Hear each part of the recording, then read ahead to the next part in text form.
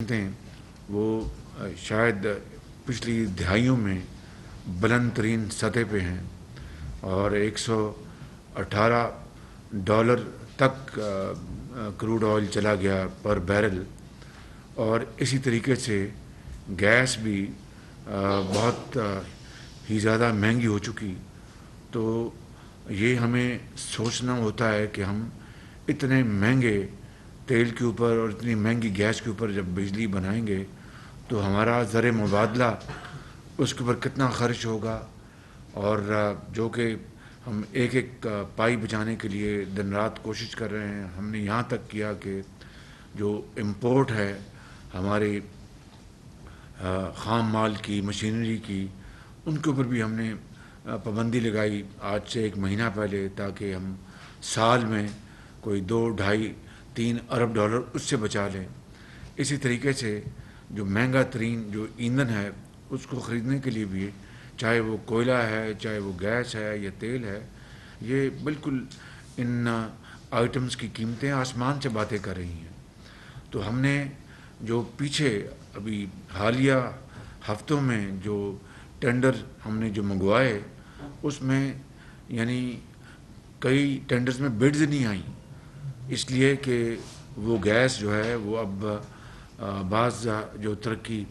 یافتہ خرید رہے ہیں جو ریسنٹ کرائسس جو چل رہا ہے یوکرین کا، اس کی وجہ سے، اور جو سیلر جو ہیں انہوں نے بڈز ہی فائل نہیں کی. اس سے ہمیں ایک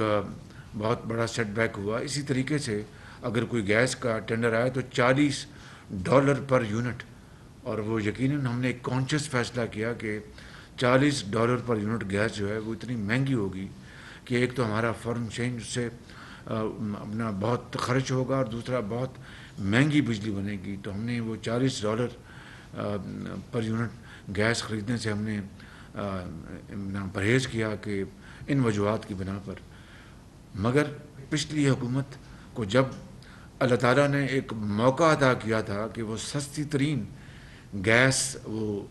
خریدتی، اس نے اپنی مجرمانہ غفلت کی بنا پر جب گیس $3 یا $4 پر اسپاٹ مارکیٹ میں مل رہی تھی، وہ انہوں نے سودے نہیں کیے.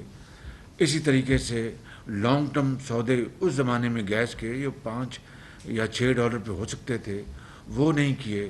اگر وہ ان کو اتنی بصیرت ہوتی، قوم کی ساتھ ہمدردی ہوتی، اور اپنے وقت جو الزامات پر ضائع نہ کرتے، اور حزب مخالف کے لوگوں کو وہ دیوار سے لگانے کی جو دن رات ان کی کوشش تھی، اس سے آدھا وقت بھی وہ معیشت کو ٹھیک کرنے کے لیے، عوام کے دکھوں کو بانٹنے کے لیے اور کچھ ریلیف دینے کے لیے وہ وقت صرف کرتے، تو آج یہ بدترین صورتحال کبھی پیدا نہ ہوتی. یہ ایک بہت بڑا میں سمجھتا ہوں کہ المیہ ہے کہ اس وقت جب میاں نواز شریف صاحب نے جب $13 پر قطر کے ساتھ ڈیل کی تھی G2G، اس وقت پچھلی حکومت نے اس میں اتنے الزامات لگائے کہ خود قطر کے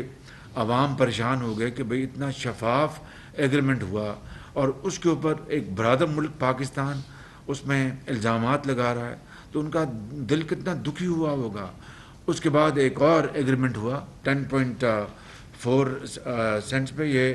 اپنا 5 سال کا، جو پہلا تھا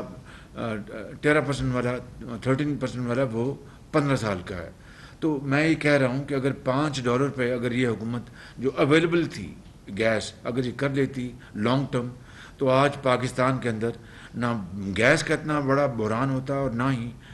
لوڈ شیڈنگ کے حوالے سے، اور نہ ہی انڈسٹری اور ایگریکلچر کے حوالے سے اتنا بڑا کرائسس آتا. اس کے لیے ہم اب دن رات بیٹھے ہیں، چاہے وہ کوئلہ ہے، چاہے وہ گیس ہے، اس کے لیے پوری کوشش کر رہے ہیں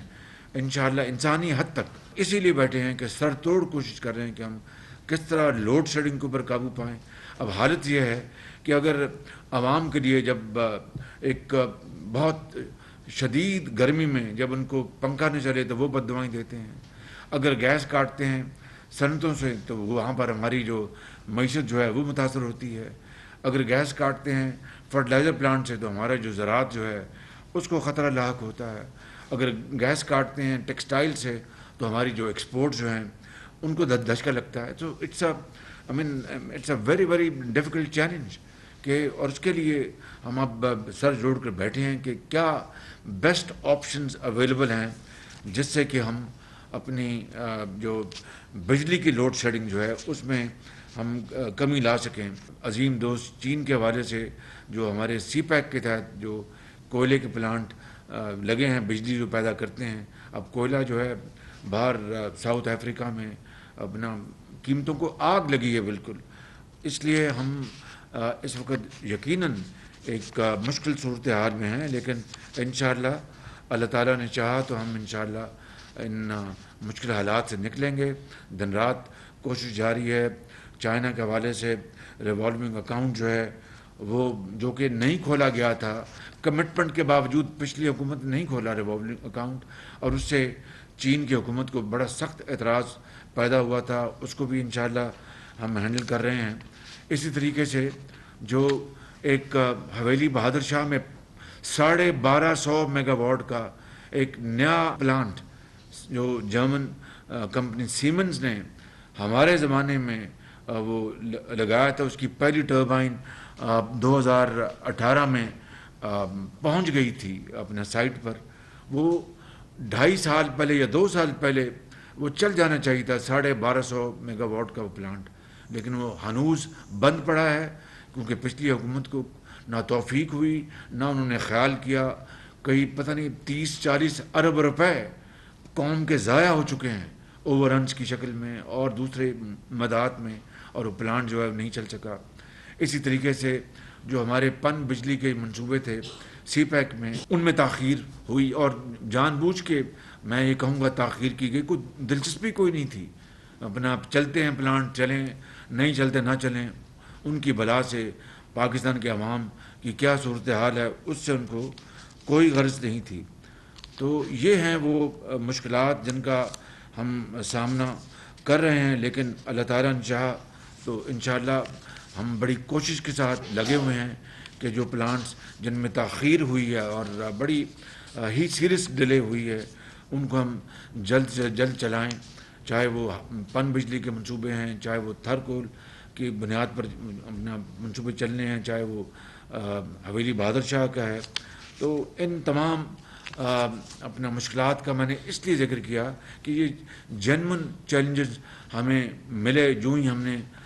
حکومت سنبھالی, جس کو کہتے ہیں کہ سر مڈاتے ہی اولے پڑے. لیکن فکر نہ کریں, انشاءاللہ ہم ضرور مشکلات ہیں لیکن ہم ضرور ان کو حل کریں گے اور اس بحران سے پاکستان کے عوام کو نکالیں گے. اور وہ وقت دور نہیں جب انشاءاللہ بجلی کی لوڈ شیڈنگ میں خاطر خواہ کمی آئے گی. انشاءاللہ میری پاکستان کے عوام سے دست بستہ گزارش ہے کہ وہ اللہ کے حضور دعا کریں کہ ہمیں وہ توفیق بخشے اور ہمت دے کہ ہم ان کی خدمت میں کوئی کسر نہ چھوڑیں اور پاکستان کو صحیح معنوں میں ہم قائد کا پاکستان بنائیں. آپ کا بہت شکریہ.